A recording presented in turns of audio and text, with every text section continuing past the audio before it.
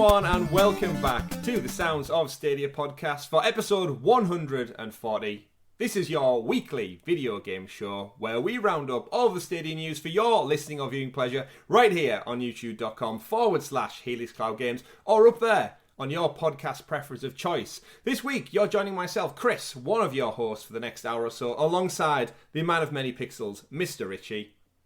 You know what, Chris? We're on holiday. We are. Like right now, when this show goes live, we are not in the UK. We are not sat in these seats that I feel like I live my entire life of now. Whether it's at work or doing podcasts or playing games, this leather chair has got more use out of it than I ever expected. But that's not a bad thing. That's not a bad thing.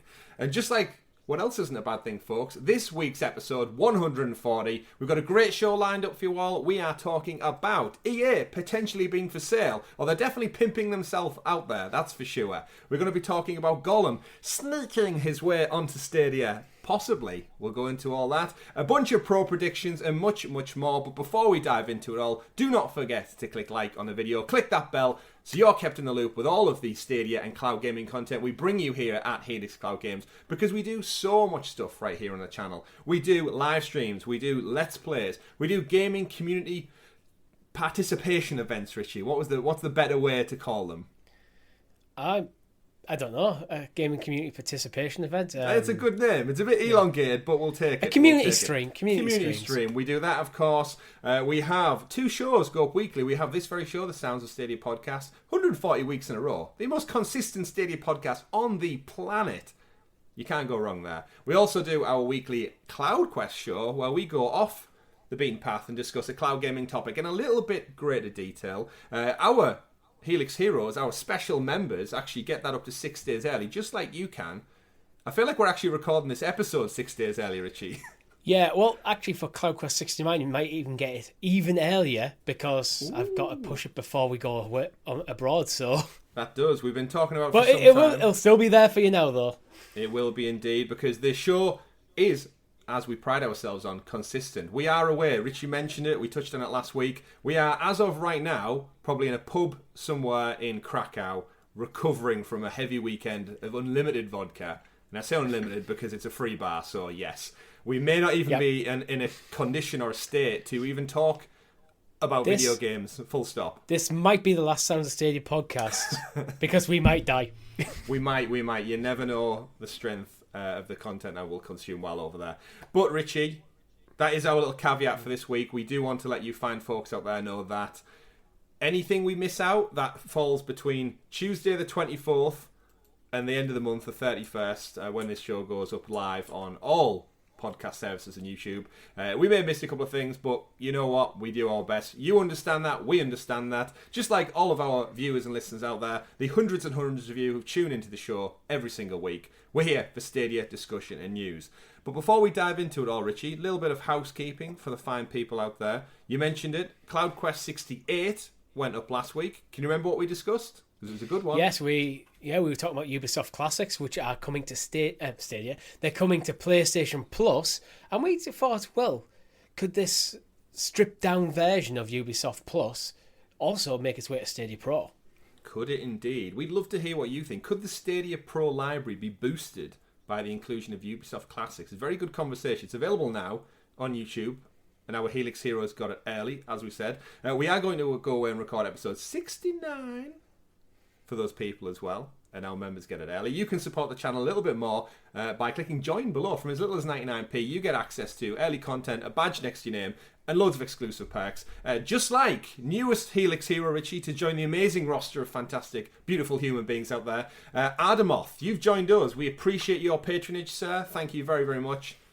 It means the world to us. It helps us bring you better content. Absolute hero. Absolute hero. Helix Hero, some would say. Before we do get into the video games, Richie, we are 5 subs away from 1,500, my friend. 1.5k is on. It's within reaching distance.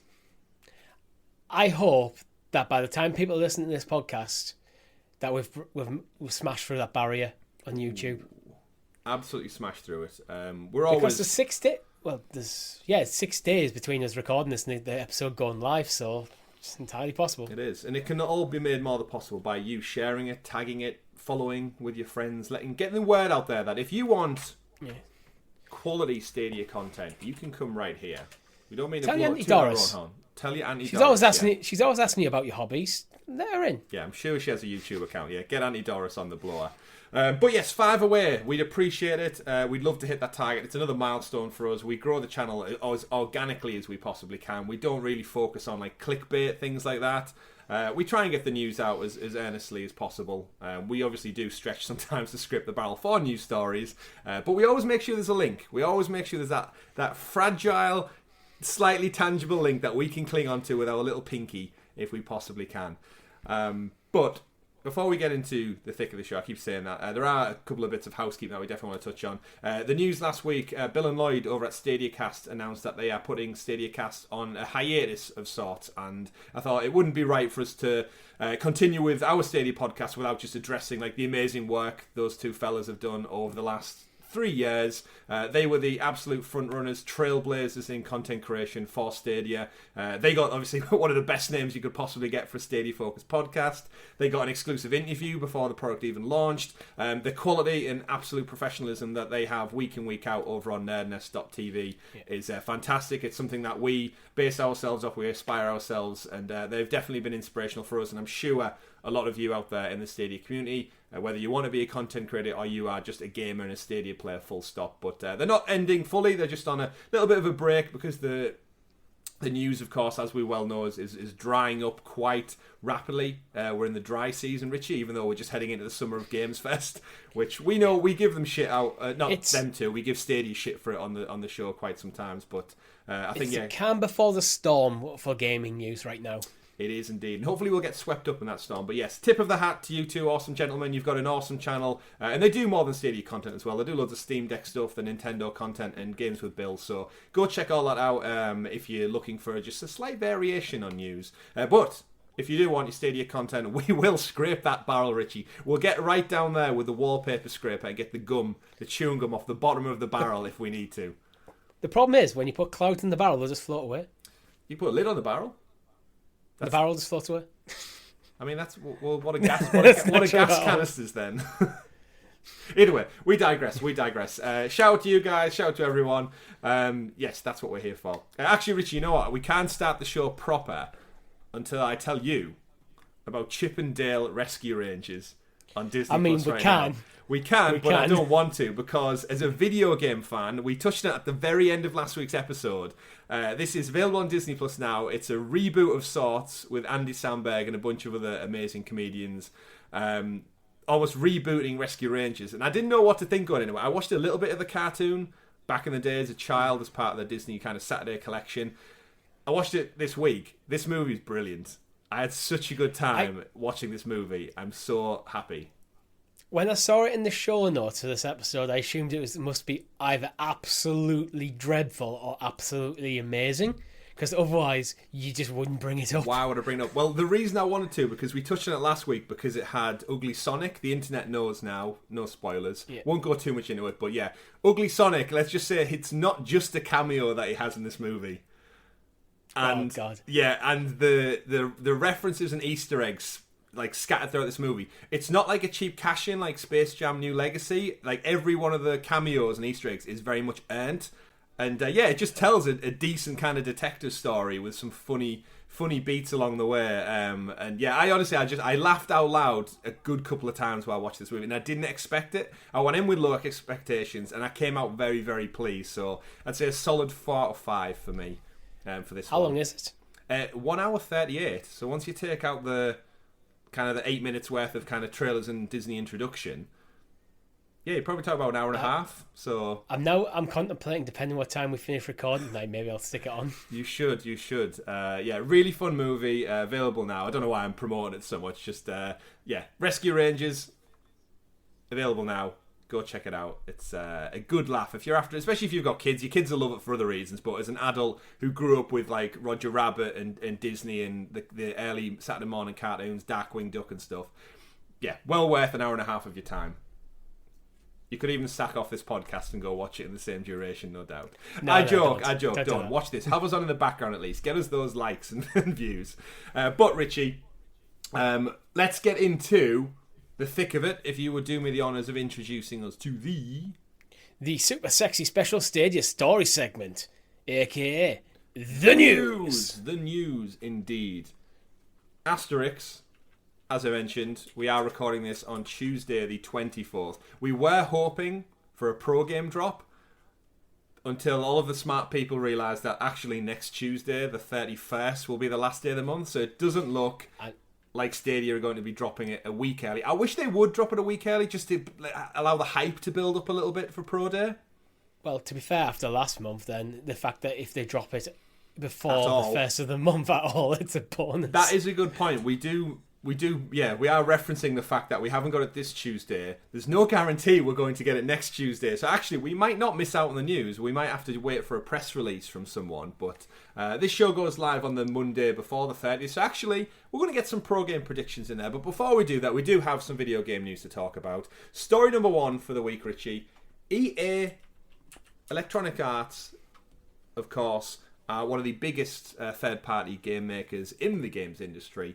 And as the market has consolidated like never before over the last few months, years, with crazy amounts of millions and billions in fact being spent, it's no surprise that from Kotaku this week, I report and read, Electronic Arts is scrambling like everybody else to find a potential suitor for either a merger or an absolute acquisitional buyout. Apparently, Richie, they've had discussions with NBC Universal to form part of a merger. They've also held potential acquisition talks with Disney, Apple, and a few other companies. While a deal isn't currently in the works, it looks like they were turned down or they didn't quite work things out initially. It does sound like EA plans to give up their actual kind of status as an independent company some point soon. Reading from the continued thing from the article we've got in our reading quote, in recent years, media companies have taken greater interest in the rapidly growing games industry. Andrew Wilson and Electronic Arts have held talks with a number of one. Another one was Amazon, we should point out as well. So several sources familiar with these talks say EA has been persistent in pursuing a sale and has only grown more hungry for a sale in the wake of the Microsoft Activision deal with the potential billions of dollars on the table. It does say in this article that they are potentially looking more for a merger rather than a straight-out buyout. But, Richie, It does look as though the video game industry is not resting on its laurels when it comes to more money being spent and more chess pieces moving around the board. Yeah, my thoughts are, I think EA might be getting a bit nervous because with Microsoft and Sony especially making so many big moves in like purchases of other studios, EA kind of like in a similar situation to like Ubisoft, where like they like their independence from a single platform holder. So is this the case of we're going to find someone else who's got enough money, or ideally merge with another publisher to force them up to that size where they can actually almost protect themselves, so they're not forced into a position where they have to accept a deal from either Sony or Microsoft. So kind of get ahead of the curve a little bit. Yeah, like it's like, well, actually, because although EA are huge, relative to Microsoft now, they're tiny. Like it's because of all the deals Microsoft have gone through or have been recently got through. That makes them like a relatively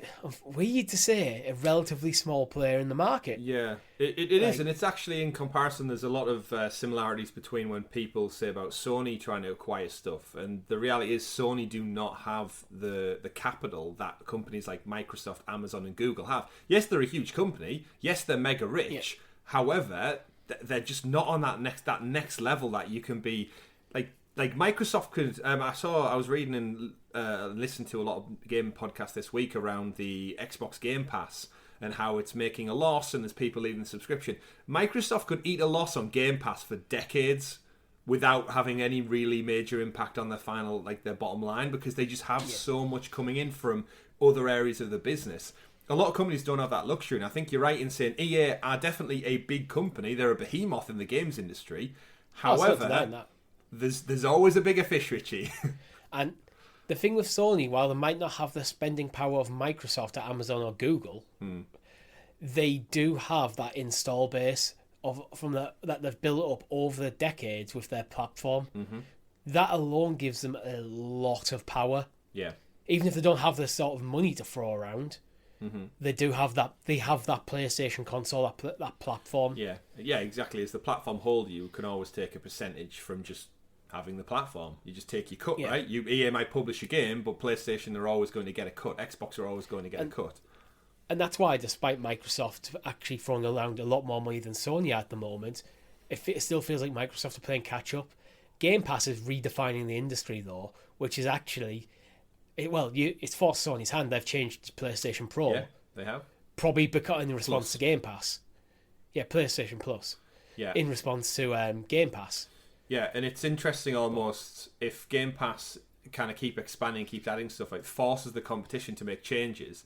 And like again, Microsoft can eat that loss. Is it almost like a long-term goal to make all of their competitors shift tactics, knowing their competitors can't keep up financially with that kind of model? So they're just going to outlast them almost in a way. It's an interesting one. It's an interesting one. But in terms of EA, potential suitors, they've said NBC Universal is one I didn't expect when I initially read this article and I saw it going up. Disney, Apple, Amazon, no surprise there. You go to the big players, right? The people who aren't necessarily fully integrated into the industry. Where do you think all of these sit? Yeah. Well, I think Disney, I do have a feeling Disney are very eager to get more involved in games. I wonder if the Disney deal's fallen apart with Battlefront, because we don't know the timeline of these talks. The article kind of implies that this is not a new development, but it's more been accelerated by the last year of like everyone buying everyone. Yeah, it's like a scramble. The Disney stuff might have been like over the last few years, but with how EA handled Battlefront and the negativity around that might just kill the deal straight away. Like, it could be. I can see Disney going, we're willing to talk to you guys once you've got a few more hits back out there and you've shown that you're actually in good graces with like the general public again, because right now you're a bit iffy. Well, we know with EA their exclusive 10-year deal with Disney and Star Wars ends come 2023. We know they've got Jedi Fallen Order 2, they've had EA Squadrons recently. They have got more games in the works with the sequel, Jedi Survivor, and then also there's another 2 titles I think they're working on. Yeah. One's a mobile game and other such things, but I don't think they're necessarily out. But looking at Disney as a potential purchaser, I think Disney are quite happy just licensing their IP out rather than doing it themselves. Like, why would you get your hands dirty when you can just take a massive cut for doing as little work as possible? I think Disney are quite happy to be a publisher. Yeah, same. We're not going to make the games. We're going to license our IP out to whatever studio gives us a good pitch that we like the sound of. We're going to go, yes, you can do that. We'll publish it. He's the money. He's the IP. Yeah, crack on. Yeah, that makes sense. And we've seen that with Star Wars already. Like, they just dished it all out. Even this week, apparently Marvel Spider-Man was offered to Xbox, and they turned it down because they wanted to focus on their own in-house first-party studios and IP. That was a mistake. Yeah, I couldn't imagine it from anyone else but Insomniac now. But it's an interesting. Considering one of the biggest criticisms of Microsoft is they don't really have any of them Sony-style big third-person action adventure games. Spider-Man is definitely a very Sony-esque game that Microsoft definitely could have done with that. Yeah, but would they have done it justice the way Insomniac have? We'll never know. It's in an alternate world. But and then Apple, I think Apple are always that sleeping giant who they are. With all respect, they're the only big, I would say, conglomerate company that hasn't dabbled really in video games yet. Yes, they have Apple Arcade and they have all their App Store content, but they're the only one. Like, we've got Google, we've got Amazon, both having their crack at the whip when it comes to cloud gaming. We've talked about that extensively. We have a whole podcast on it. But in Microsoft, obviously, do it. They're the only big player, I would say, who have their hands in every content pie, from movies to TV to technology, and they don't quite have a foot in the video games yet. The issue with Apple, as in general, if you look across their entire product range, they like to control the experience too much, which means I think they'd want, if they bought something like EA, they'd probably want to put it on their platform. Yeah, which wouldn't be good for the industry.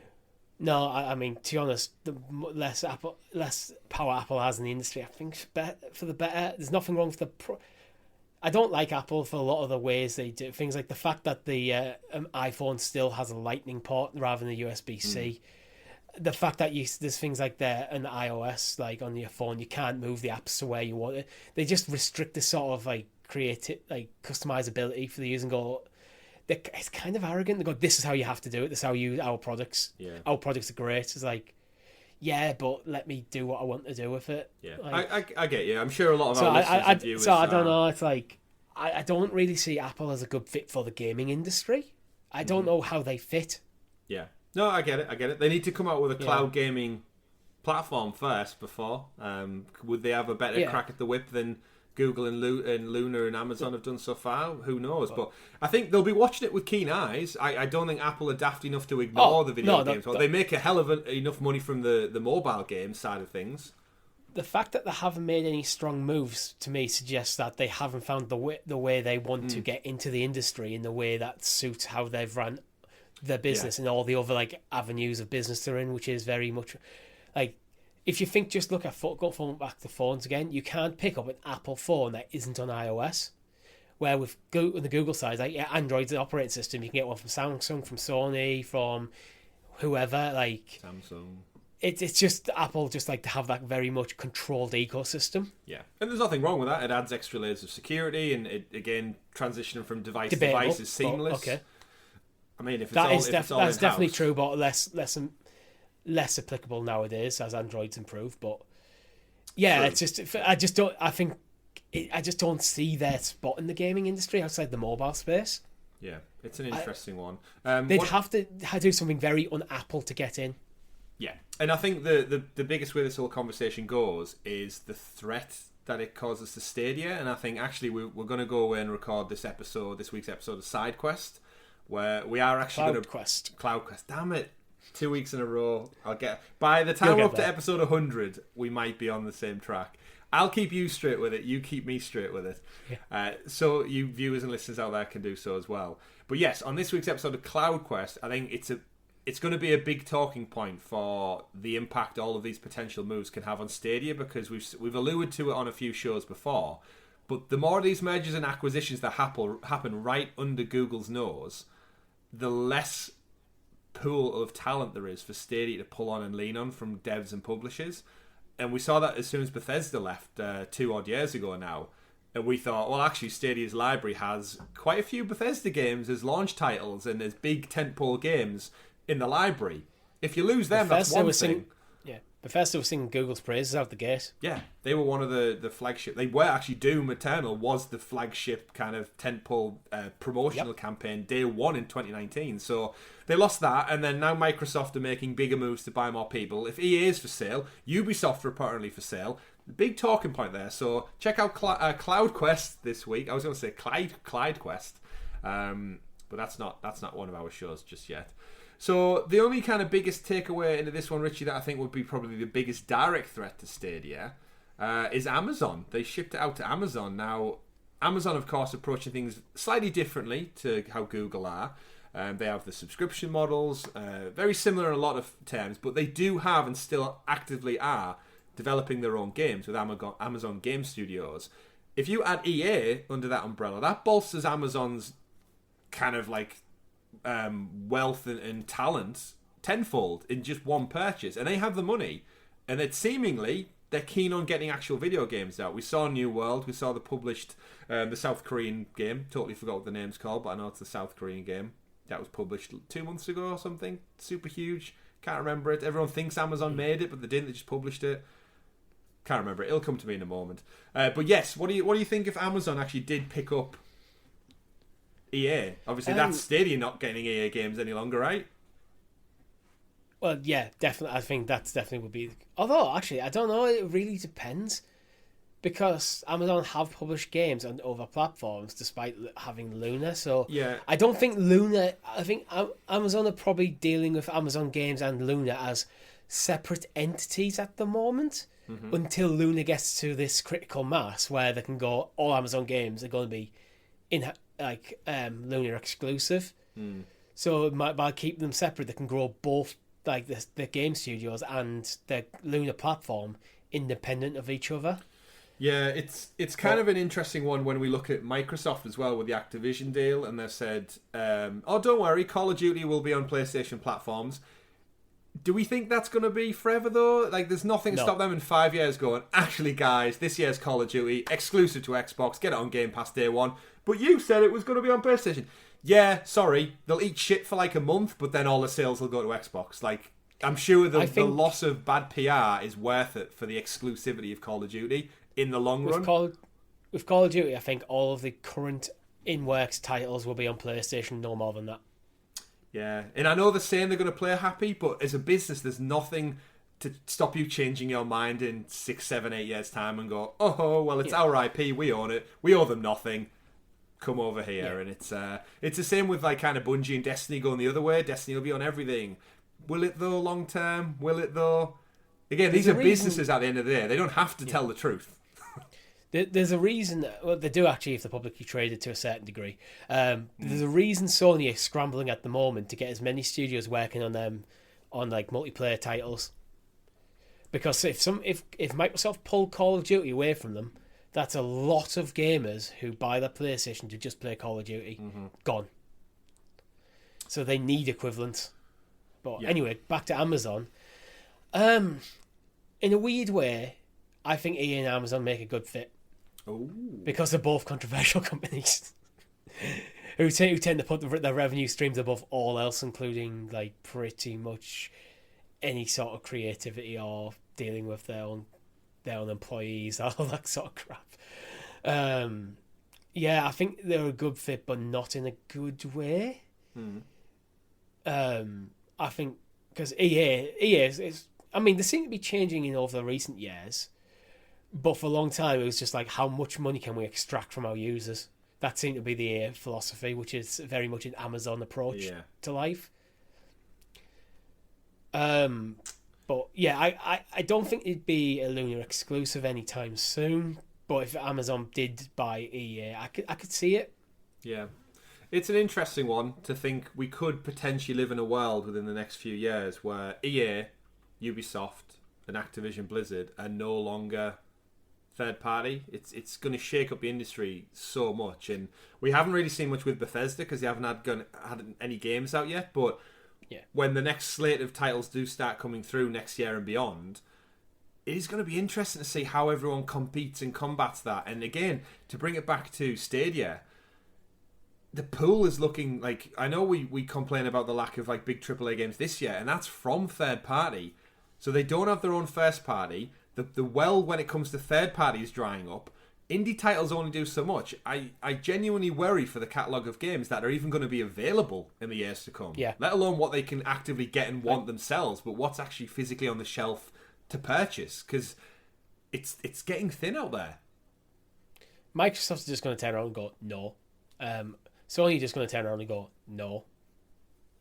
Amazon are going to do the same. Amazon will probably do the same unless they think there's like more revenue in it for them, and that's the thing. I think Amazon, if they felt putting games on Stadia was more beneficial in the long term, they'd do it. Yeah. Where I think Sony and Microsoft on principle go, no, we're just gonna. Yeah. It's actually more. It's to our benefit that even if in the short term we make more money. Yeah. By not giving you these, we limit the growth of your platform, which keeps players on ours. Yeah. And this again kind of brings it back to titles and even your indie studios prioritization. They have 140 million Nintendo Switches to port stuff onto. They've got 120 million PlayStation 4s and then an extra few 20 million PS5s. However many millions of Xboxes out there, and then PC, Steam, Epic, all vying for trade and business and something to put on your subscription model. EA Game Pass, they'll drop a couple 100,000 no doubt to get your title. PlayStation Plus's new lineup, they'll drop a few to get you on an exclusive for the premium tier. Nintendo just do Nintendo. Epic want you exclusively on PC.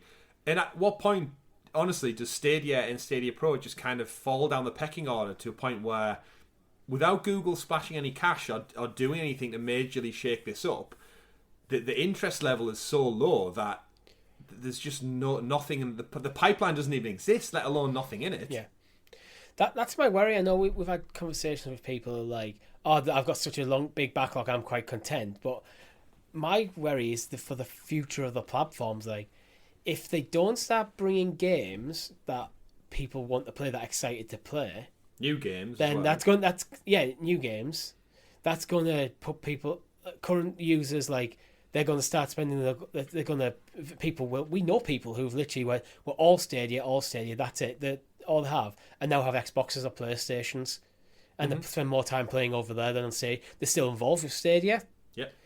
But they're spending more and more time away from that platform, so it's going to discourage people from sticking around on the platform, and then it's what's the draw for new players. Yeah. We can talk about the tech. Tech's great. We can talk about the ease of use. It's great, but Microsoft and Sony are catching up on them two things, and they also have the game library. And in the day, it doesn't matter how good your platform is on paper. If you do not have the games that people want to play, they'll play it somewhere else. Yeah, and if they're playing elsewhere, that means no income, and no income means no Stadia. No Stadia. Like, yeah, it can't run at a loss forever. So, again, I would just love to see some kind of sign of life from anyone in the higher ups to actually come out and just speak to us as consumers, because we will move on to story number 2, actually, Richie, because it kind of naturally evolves into this, talking about what they're doing to keep it propped up. And of course, we know about the business-to-business model with Immersive Stream for Games, and AT&T confirmed, second news story of the week, Control Ultimate Edition is now being offered for AT&T customers in the United States of America. They've teamed up with Google once again and 505 Games as publishers to offer customers free access to one of the finest games of the last 2 years. One of my favourite games, if not my favourite game of 2019. I think it was about on par with Jedi Fallen Order. It's up and live now. If you have an AT&T postpaid plan, you can play Control now through the direct link. Again, very similar to the Batman Arkham Knight promotion, essentially. It's running using Google's tech through a web browser. Google's obviously licensing it out to AT&T in some way, capacity. And they actually did an interview this week, which was the biggest surprise to me. We actually saw a spokesperson for Stadia, Dov Zimring, actually, head of product at Google's Immersive Stream for Games, actually come out and answer some questions about the involvement with 505, AT&T and such. So we'll read through the article, we'll pick out some bits and pieces. The first one is, question number 1 for Dov was, are there any major differences between the tech used for Immersive Stream for Games versus Stadia? And I quote, no. In fact, the first platform to use Immersive Stream for Games was Stadia, which continues to utilise it to deliver new features for Stadia developers, publishers, and players. Now, before we get into it, Richie, I have a really bugbear problem with this initial response. It was the first platform to use Immersive Stream for Games. Yeah, this to me kind of makes it seem like Google developed this technology and then we're using Stadia as a showcase of it. So it's that, do you start going like tinfoil hat and go, was this the plan all along? Use Stadia to show how good the tech is, then while you're working on business to business. Yeah, because when I read this article on whatever day it released on my phone, I was scrolling through and I was saying Immersive Stream for Games was used for Stadia. I was like, no, Stadia was used for Stadia. Like, the Stadia tech was used to power Stadia. That you then rebranded it to sell off to businesses as Immersive Stream for Games was only labelled at the Dev Summit a few months back. Yeah, that's the way we understand it, but it is entirely possible that the plan was always, we're going to launch our own platform, but we're also going to do business to business. Mm-hmm. And the Immersive Stream for Games is just the branding they settled on when they were ready to start pushing for business to business. Yeah. Obviously, it wouldn't put it past. It also explains why they were seeming quite happy to scale back on how much money they're putting into Stadia. Because, we're ready to go for more Immersive Stream for Games. Divert the funds over there.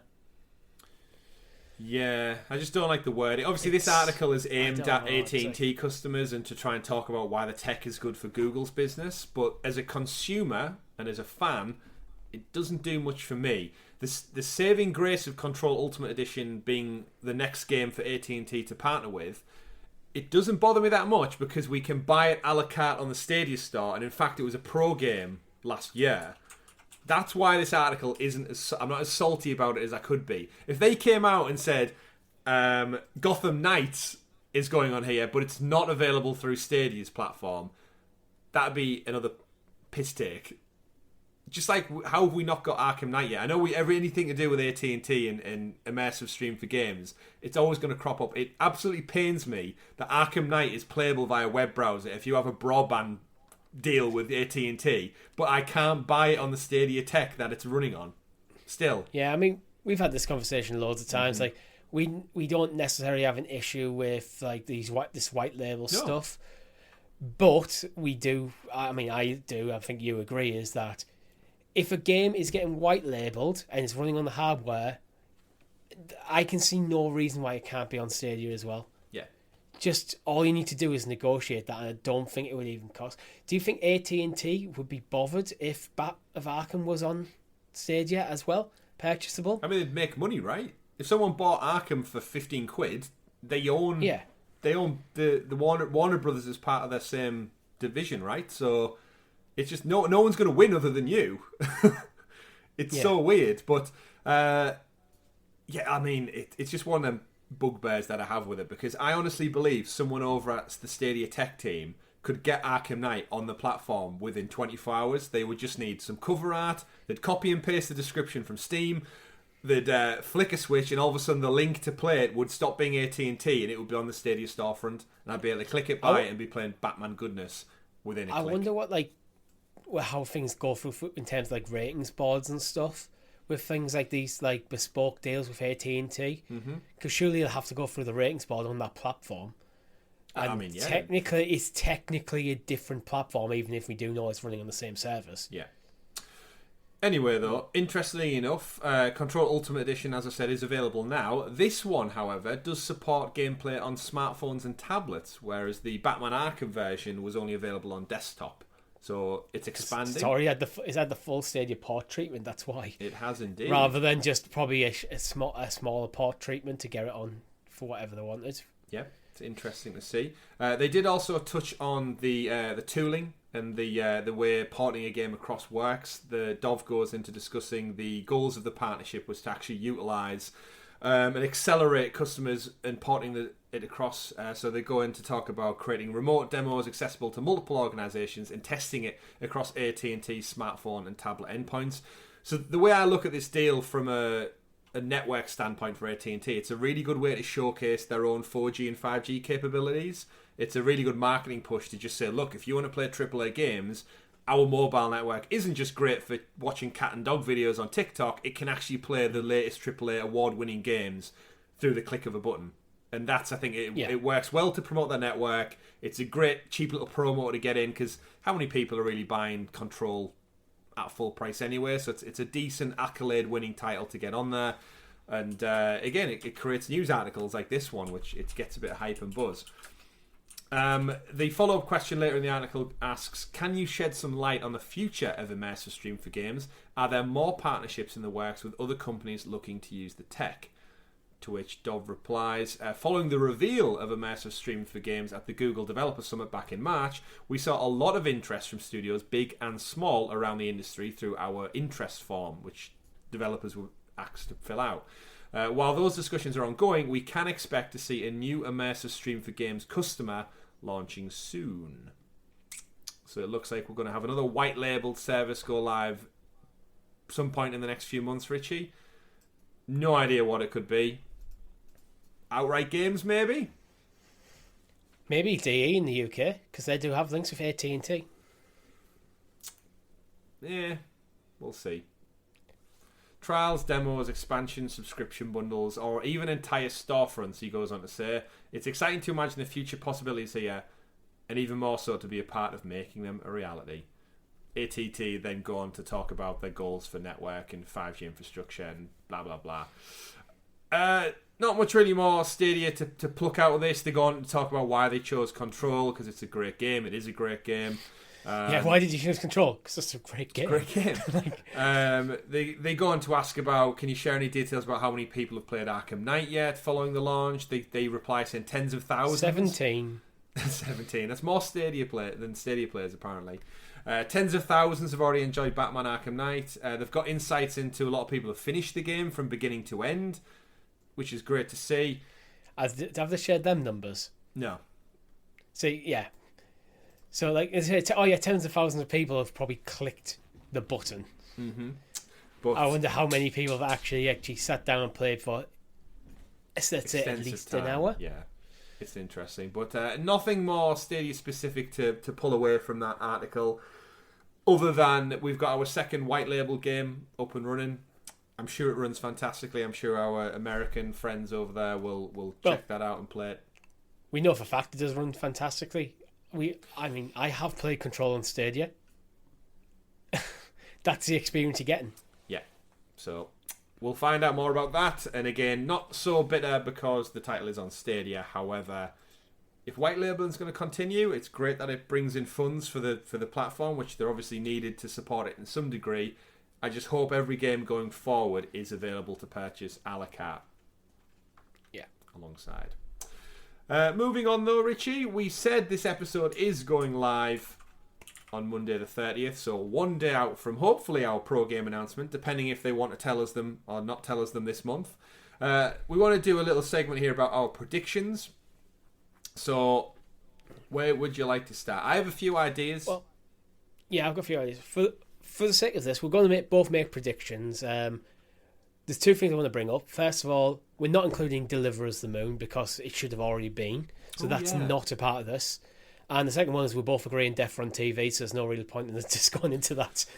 I mean, yeah, for clarity's sake, Death Run TV, we announced it on last week's show. John Scar revealed it that with a gameplay demo trailer that it's coming on the 1st of June, so we do both very highly suspect that it's going to go pro because of it's a smaller indie title.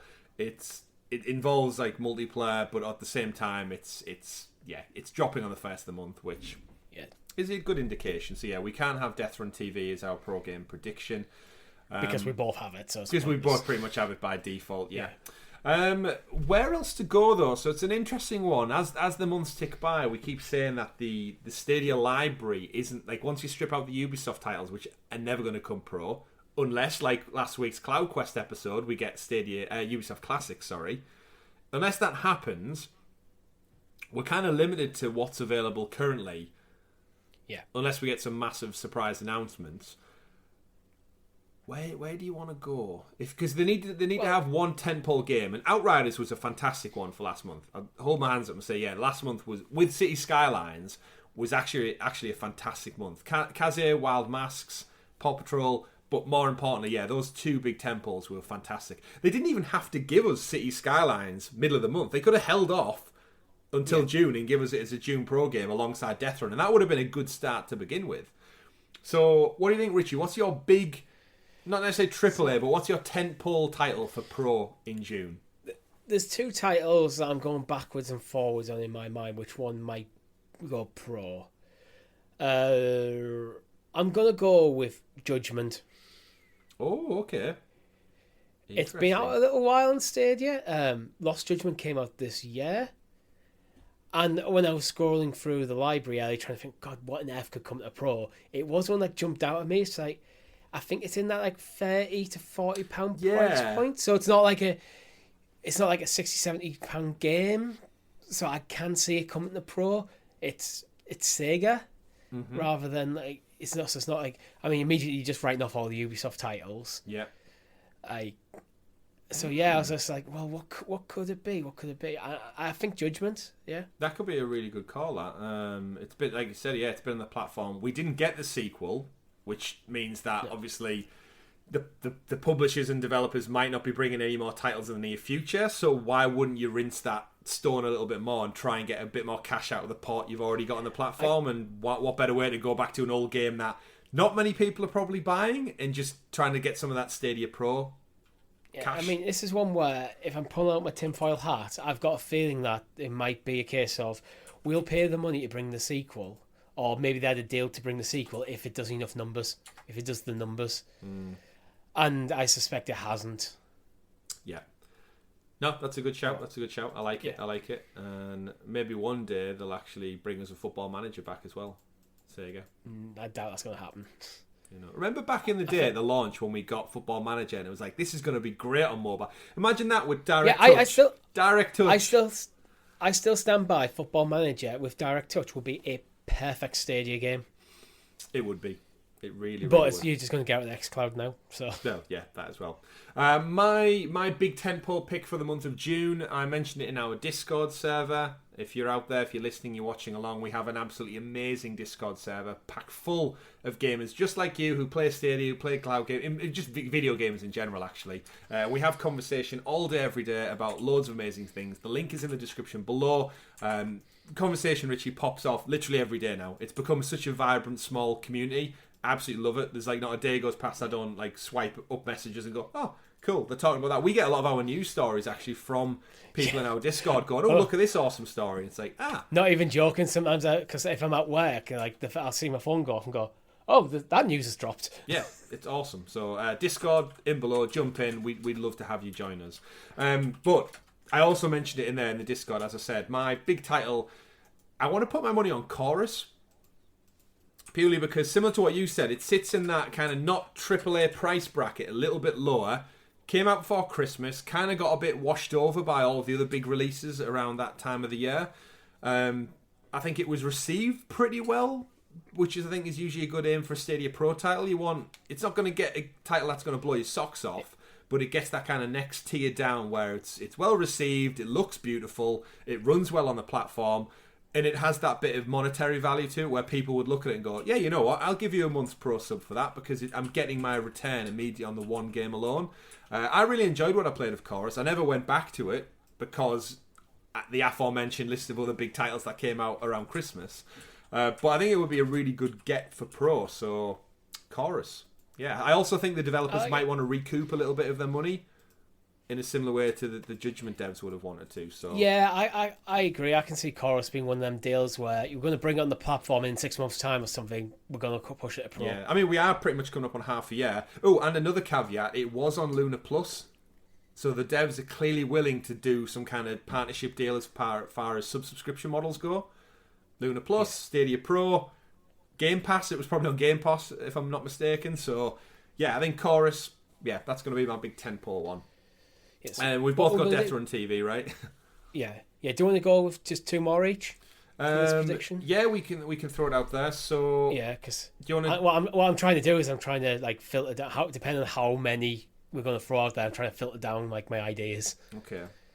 So if we're going to do 3 plus Death Run, then yeah. I mean, I could go with 2 more. 2, yeah, that's it. We've already got one each, so it'll be 2 more. Okay.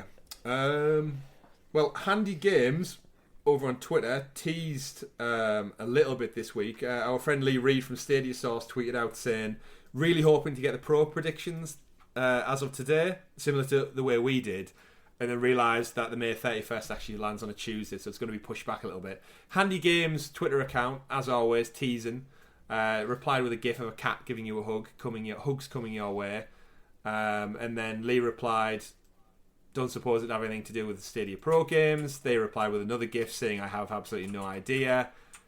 They're just teasing back and forth, and that makes me think that they're quite good on their social channels.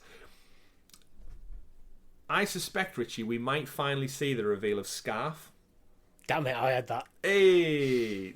Just because our friend John Scar did get a press pack release for Scarf upon its console platform release elsewhere, mentioning Stadia. Stadia was very much a part of the press release, and then they reached out and said, actually, it's not coming. Ignore all that, even though all the artwork and promotional material was literally made and sent out in an email to press.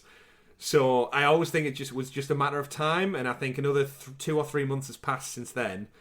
It seems right for the picking that we get a new game day one on Pro from Handy Games. So yeah. Scarf. Yeah, I agree. It's one of them because of like the John Scar leaks and stuff. John Scar leaks. Well, is this a case of they've agreed a pro deal, but the one that Go Pro Tales had a few months out in the wild already? Mm-hmm. But for my next one, I can't decide. Do I go sensible or do I go wish list item here? Go crazy, Richie. It's Tuesday. Do what you want. Okay, I'm going to go wish list item for my next one, and then I'm going to go sensible for my last one. Final Fantasy 15. Oh! It's been on the platform for a while. It has, a long time. It's currently about that. It's in that $34.99 price point. Never really on sale either. yeah, I mean, it's been discounted a few times now too. It's not a sale price, but it's just been a little bit off. And it's old enough that I think this is something like if Google went to Square, can we put 15 on Pro? They'll go like, yeah, go on. Yeah, we don't care. Do what you want. Yeah. But yeah, I think it's probably one of the biggest titles that I think is gettable for Stadia Pro that's currently on the platform that hasn't already been.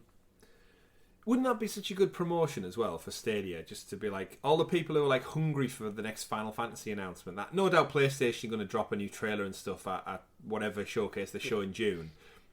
Everyone's talking about stuff. Like for Stadia, just come out and go, look, you want to play the old Final Fantasy game? It's free on Pro this month. That's such a big, well-known brand and IP to get out front and centre. Just like some other titles have been in the past. I think it'd be a great get. Correct me wrong in the comments, but I believe the version of 15 on Stadia has all of the DLC already baked in. Because I have put it this way, Chris. I have the Platinum Trophy on PlayStation.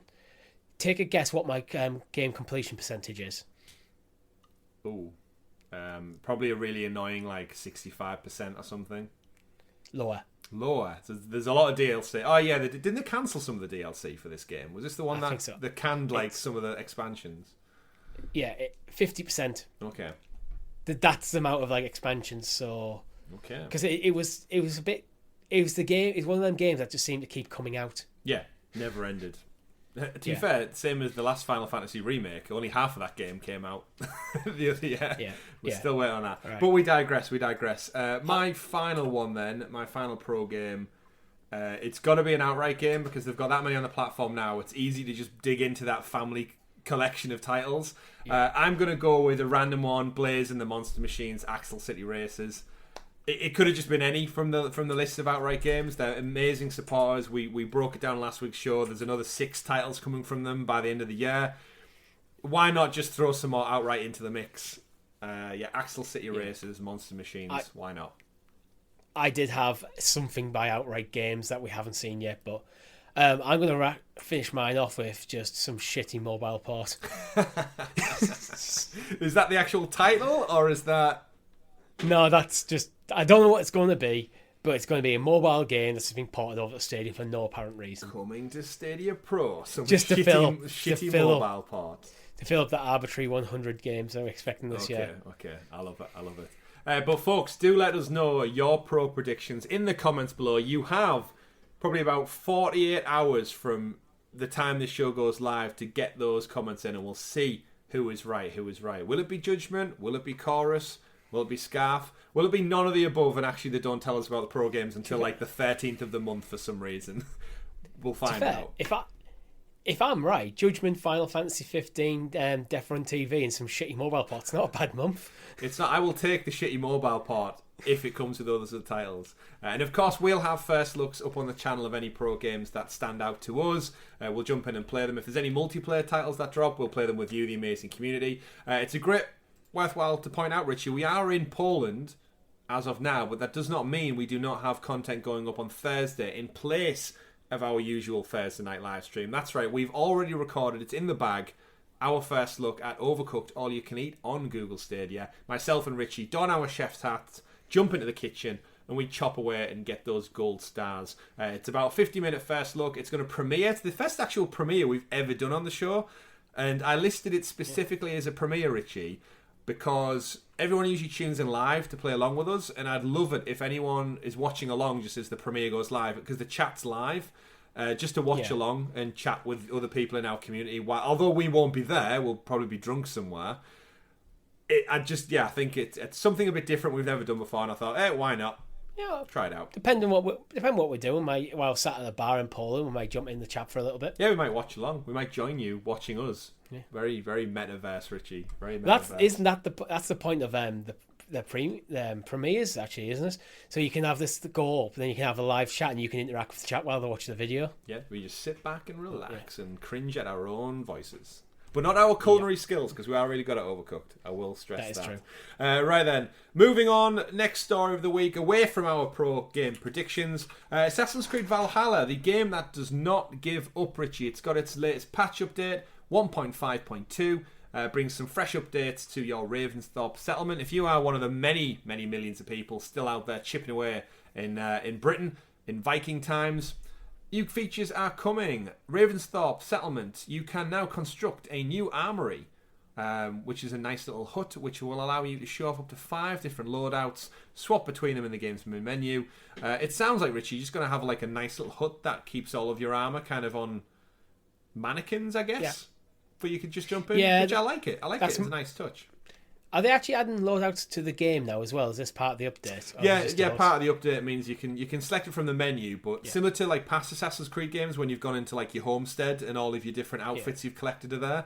I think it makes it quite good because sometimes going to the menu and switching weapons and cloak and hood and helmet and stuff out, it can be a bit clunky. But seeing it visually laid out in an actual, like, I guess, a wardrobe, it's quite cool. I'm guessing the toy with the idea of just putting like mannequins in, like, your little bedroom area of the main hut, but maybe it just looked a bit too cluttered, so it's got its own they give you a new hut. Yeah, I like it. Imagine that you're living in the village. You're like, not only do I have a bedroom in the main building, I also want a hut over there just to store my armor. Exactly. Yeah, it's good. And of course, Valhalla keeps getting added to it. There's more mystery quest challenges coming in the future. The river raid modes are still there. It's very repeatable. Amongst all the loads of other bug squashes and stuff. The update is going to be up to 7 gig on PC and Xbox. So if you're a Stadia player out there, just click to play it. You don't have to worry about it. Live your best life. That's the Assassin's Creed news. We do have some sad news in a kind of weird way. Projekt Z, we reported on it a few shows in a row, actually. The zombie-inspired shooter that was on Kickstarter a few weeks ago. They've posted out a tweet on their social channels saying an important message for Projekt Z fans.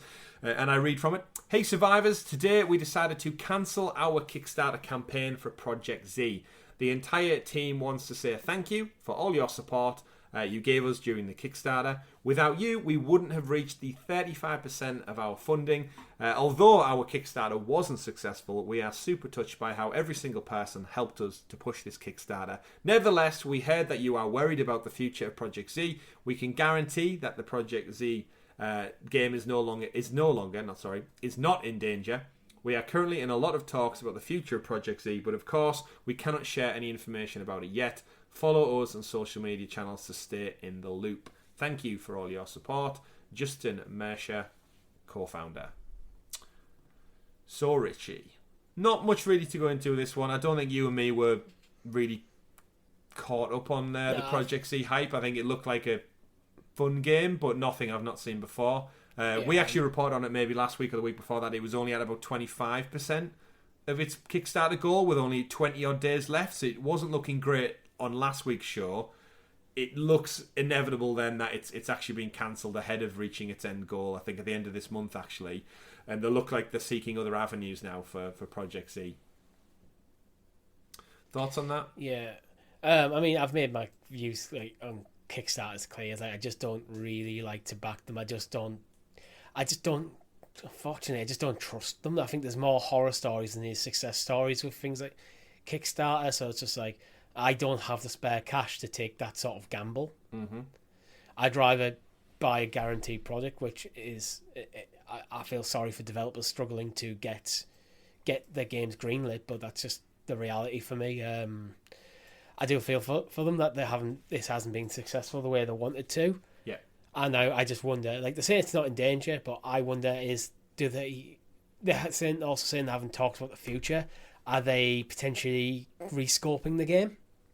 Making it a bit of a smaller title if the budget only goes so far? Yeah, possibly. I think, again, we discussed kind of pre-show regarding this one. Hopefully it could mean something like they've got interest from publishers. There's other companies who stepped in and said, we like what you do, but we just don't want any involvement with a Kickstarter. We would rather bankroll or maybe half fund the project, but you need to pull the Kickstarter before you get those promises locked in.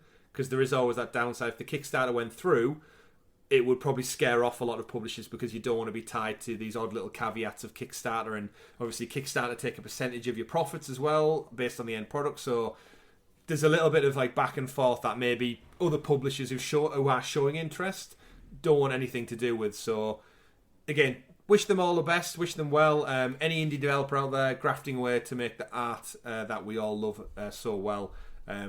all the more power to them. So hopefully we'll see what's going on in the future. They have also clarified as well on social that their intent is still to bring the title to Stadia. It was one of the wider out goals for the Kickstarter. It's very much still in their focus wheelhouse. So I've got a feeling this is one of them games that hasn't got the mainstream attention, but because of that, the Stadia community have been a bit more obvious to the publisher, to the developer, and going, oh, these guys are awesome, these guys are backing us, when people on other platform maybe not. But so that might be they might have a bit of a fondness for the Stadia community because of that. Yeah, indeed. But hopefully we'll learn more about it in the future, although I feel like they might go radio silent for a little bit as they sort out funding and stuff behind the scenes. Speaking of a game, though, that's been on our radar for quite some time, From Space, the follow-up to It Came From Space and Ate Our Brains, the spiritual successor, which we've played. There's a first look available up on the channel whilst the multiplayer demo was on Stadia. It is coming ever so closer to release. The developers, Triangle Studios, have teased it a couple of times that news will be incoming this summer. They've actually announced on Twitter this week that they've signed a publishing deal with Curve Games to be the partner that is going to bring the From Space game to life. You might be familiar with Curve Games. They're the ones who published things like Human Fall Flat and the Just Die titles.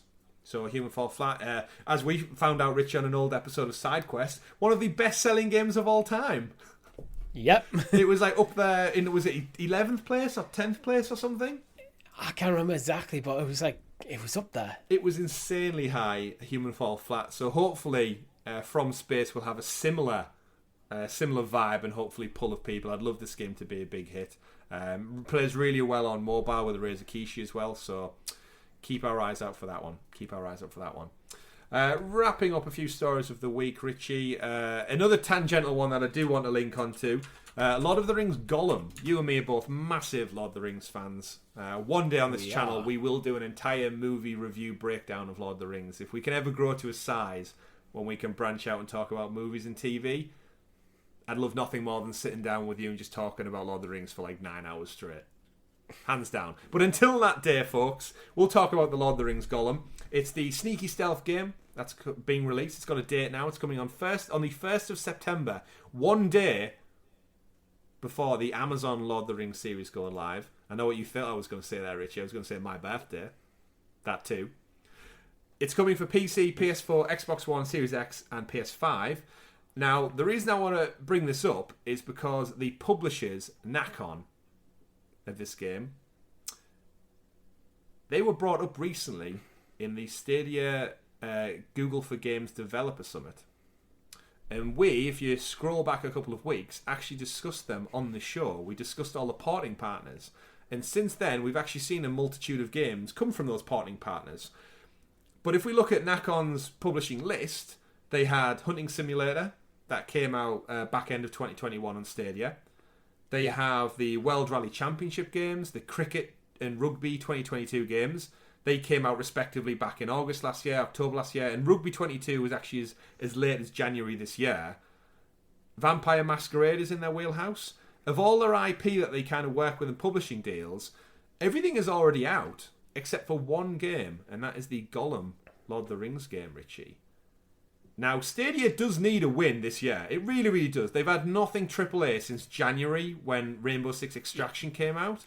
Is it possible? I know we're plugging SideQuest a lot. Well, CloudQuest now. Yay! We did a whole CloudQuest breaking down all the most anticipated upcoming games, and we had Outriders, Extraction, which had just been at the start of the year, and then nothing till Avatar. Yeah, we went through everything. Yeah. They need a win. They need some games this year. I've said many times before, if we go into Christmas, when we do our Stadia end of year review, as we always do, and we've not had anything this year can be written off as the worst year of Stadia. I think I'm going to say it now. We're not even halfway through the year, but if we're sat there on December 31st and we've had nothing, they need to crush it in the back half of the year to actually kind of reinvigorate the platform a bit. And I wish I was optimistic. I mean, I can be reasonably optimistic we'll get Gollum. You should be. It's a third-party AA game. Is Gollum not? Is Gollum... No. No. On its own, no. No. But is there a chance, based on the publishing list, it was there, it was the logo was on the splash screen talking about porting partners. Now, we've seen a lot of games already come over. This is the only one. So, again, huge Lord of the Rings fan. I'm definitely playing this game, even if it does look a little bit odd in some places. It doesn't have the movie, like Peter Jackson's movie license, so he's not quite the Andy Serkis Gollum you love and know so well. But I still need to see more of this game, to be honest, because I haven't seen that much of what the game actually is. There's bits of gameplay available now. It's more of a long puzzle game because he's not a fighting character, so you've got to use stealth and kind of like environmental things to lure orcs into little tiny holes and drop buckets on their heads and stuff, I guess. And you can do a lot of climbing traversal, which I think is going to be a puzzle element to it. And obviously this takes place in a very, very small part of the books that isn't part of the movie world that you don't see. But I'm intrigued. I am intrigued. But more importantly, I feel like Stadia just needs a bigger title. And Lord of the Rings Gollum isn't necessarily one of the biggest titles, but it has a franchise attached to it that at least gets some eyes, or eye, in terms of Sauron, on it to some degree. And if Stadia can get that little win from Daedalic Studios and Nacon Publishing, I'll take it. Yeah. If I recall, is Nacon the one we give them loads of stick for because their logo was terrible? Yeah, I do. It was difficult to find. It was a logo that came up. I think the fact that we said the logo was terrible is because it took its ages to figure out who the logo even belonged to. Oh, it was the snake, wasn't it? It was just the generic viper. It's terrible as a logo because it was difficult to find. Yeah, a company logo should be representative of the company and help you find that organisation. Yeah, but fingers crossed. Again, clasping at straws, but you know what? We need something.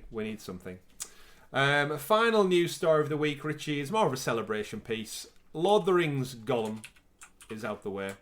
Let's go back 40 years to when Gollum wasn't even on movies. He was just in an animated. I was going to say. He was just in an animated cartoon. You were about to say Gollum wasn't a thing then. No. I know when the books came out, almost a century ago at this point, actually.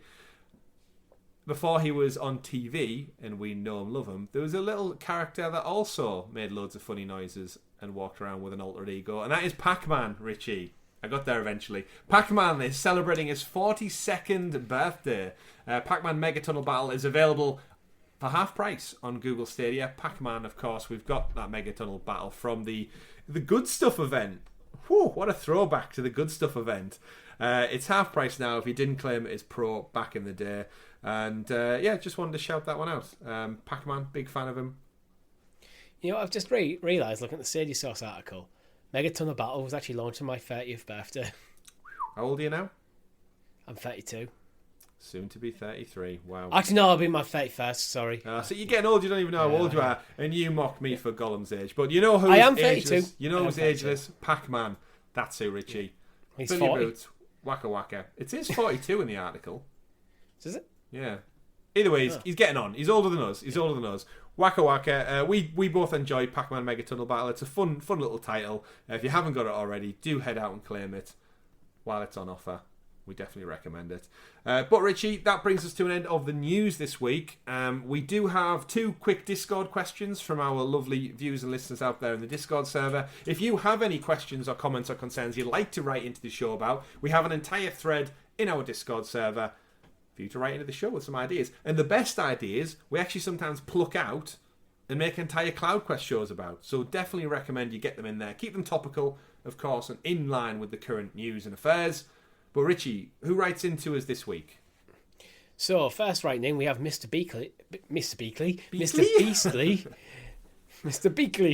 Beasley, who asks, what do you mostly play Stadia on, and where do you like to play the most? For example, I like playing on my flat's balcony or in bed. Also, have you played in any strange places, i.e. top of the skyscraper?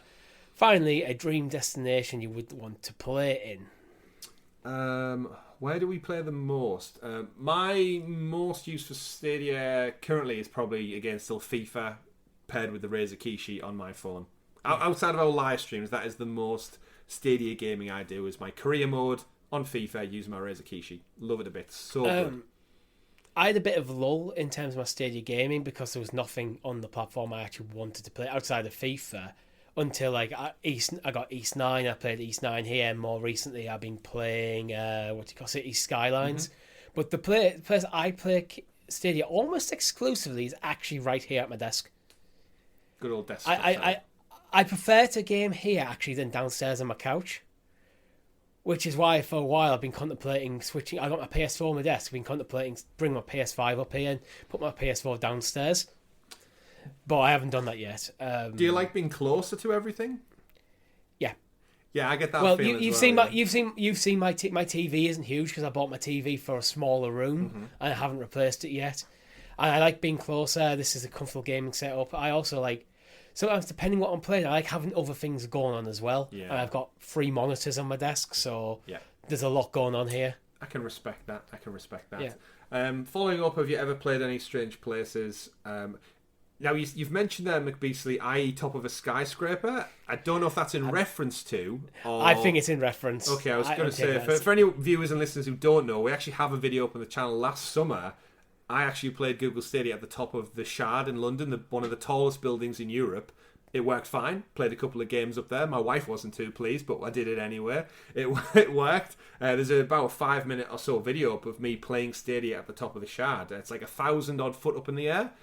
So yeah, go check that out. It's up on the channel now. So that's probably the strangest place I have played it. Richie, I think one of the weirdest next places we'll play it might even be... We might be recording it right now because you and me are heading down to the... lowest pub in the world, is it? Yeah, I think so. We're going for some drinks in Poland on Friday. In a mine. Well, actually, Friday just gone. Actually, for you people listening, in a mine. Yeah, literally in a mine. So we may jump and Stadia there. I'm going to boot it up just to see if it works because that for you it's in the past, for us it's in the future, so we can't report how it worked. But we will on next week's I'm show. I'm assuming terribly because I'm guessing isn't decent Wi-Fi down there, and you're not getting 3G. Yeah, I mean, you're not getting 4G. One, we're in the deepest pub in Europe. 2, we're on a foreign network for us as well, so I don't know what my mobile network's going to be like. Very doubtful if they will have Wi-Fi. We're also there to have a few drinks, not to play video games. Yeah. However, I'm very keen to try it out because I would push it to anyone out there. I've played at the top of the Shard. If I get it to work in the deepest mine in Europe, I might be the sole person on this planet who's played with the longest distance between locations from top to bottom. I have a Guinness World Record for gaming with the most distance, the widest range in vertical height. Yeah. Who's going to beat me? We'll see. But we'll report back on that one. For me, my answers are, in terms of strange place I've played, I haven't. I don't game on the go a lot at all, pretty much. Like, I don't play games at work on my phone or anything like that. Gaming for me is when I get into gaming, unless it's something really casual like Pokemon Legends Arceus, where I can just jump in for like half an hour, I tend to binge for like 4 or 5 hours in a block, which means like it's at the end of the day, I'm sat on my couch, got everything I need to get done in the day is done, and I'm playing. I'm either here, I'm downstairs on my couch or whatever. So that's how I tend to approach games. So I don't play that actually that much during the week. I do a lot on the weekend though. We'll get you set up in that mind, don't you worry. Yeah. In terms of dream places, I don't really have a dream place I want to play. Like, there isn't a dream location I'd want to go to game. Because if it's the dream location I want to go to, I'm probably not going there to game. I'm going there because I want to be in that place. I've played in the bath before. I've got a water-resistant phone, so raise a Kishi, sat there in amongst the bubbles, which are practically like clouds anyway. Check it out. Relax. Yeah. Take it easy. The clouds for your bath. Yeah, play one-hand clapping. Sing to yourself in the bath. Anyway, thank you for that question, McBeasley. Or McBeakley, as Richie will lovingly call you from now on. Who else have we got, Richie? Who else has wrote into the show? We have Cube Apple 76, whose name I got right this time. You did. And he asks, Chromecast TV or UI? Hasn't been updated since launch and is a bit clunky, especially once you get a bigger library. I think getting in the storefront on there is key. Also, enjoy Poland. I'm biased because it's my home country, but it's an amazing place to visit. Which city are you guys seeing? 100% with you on the Chromecast interface and the mobile interface for that matter. The fact that you can't access the storefront through the Chromecast is crazy. That you can't physically go on and browse and buy things through the millions of devices like Samsung and LG phones. I haven't said it in a while, but I have said many times over the last 2.5 years we've been recording this show that I think it's insane that you don't have parity between platforms in terms of what features you have on there. Yeah, I agree. And there are many, many old games that are probably stranded so far back along that scroll panel, we're never going to see them again. I've got in the dock for CloudQuest to do at some point, our dream UI overhaul for Stadia, but we haven't got to it because it's not one of them, oh my god, this is a massive thing. It's but we'll probably talk more about it at some point in the future. But we will. But yeah, it needs a massive overhaul, and part of it for me is parity between device. Yeah. Whether you're on Chromecast, on your phone, or through a Chrome browser, you should have all the same features. And Google, if you're listening, do that for YouTube as well. Because I had a rant before about YouTube in terms of I can't push things. I think it's something I can't push. I can't change the scheduling from members only to just normal scheduling. Oh, you're content creators, wise things. Yeah, I thought you meant just the YouTube app, and I was thinking, isn't YouTube quite similar across all things? But yeah, give me some favourites as well while you're at it. Let me star my favourite games so they just stay at the top of my page or folders, something like that. Definitely there's lots of approaches. Pick one that works for you. Just do something. Just do something with it. And we're really looking forward to Poland. I've never been before. We're actually visiting Krakow and Zabrze as well. Who else knows, Richie? We've got a couple of days free. We might just rent a car and go wherever we end up. Who knows? We're meeting some friends. We are there for a wedding. Looking forward to it. And as you said, it'll all be in the past now. When this show goes live, we'll be recovering. And due to when it goes live, we'll probably be asleep, actually, I'd imagine, because it'll be Monday morning. Oh yes. But we are off work. We can't wait. If you've got any suggestions, give Apple any places to visit in Krakow or the nearby area, do let us know. We're open to suggestions. But that brings us, Richie, to an end for episode 140 of the Sounds of Stadia podcast. 140 weeks consistently we've been bringing you all of the Stadia and video game news for your listening or viewing pleasure right here on youtube.com/Helix Cloud Games, or up there in the virtual cloud on your podcast preference of choice. Do rate us on Spotify. Do give us a like. Click that bell so you're kept in the loop with all of the cloud gaming content we bring you here on the channel. Just like this very show, like our live streams, like our first looks, all the other stuff that we do. Join us on the Discord server. If you want to support the channel a little bit more, click join below. From as little as 99p, you can support us. You get stickers, you get badges, and more importantly, you get early access for up to 6 days, if not even more so, like this week, to our CloudQuest show. It does eventually drop on free feeds, but you get it up to 6 days early, just like Adamoff does, our latest Helix Hero, to join the club. He joins over 50 awesome people who share their love for our channel and extra support. We love you all. Thank you very, very much for watching. Richie, CloudQuest this week, just to sign off for people. So, what are we talking about? We are talking about, is it 69 or 68? 69. I'm getting confused. 69. So for CloudQuest 69, we're talking about who Google should buy in terms of gaming publishers or developers. If they were to get back into that game. Well, they need to do something, but we'll find out all about that in the months, weeks, years, maybe even days to come. Until then, though, folks, thank you very much for tuning in for another episode of Sounds of Stadia. My name's been Chris. And I've been Richie. You can find me at Twitter at CyberChris2077. And me at RichieC89. The channel at Helix Cloud Games across all social media channels. And remember, everyone, play whatever makes you the happiest. See you next week. Goodbye. Bye.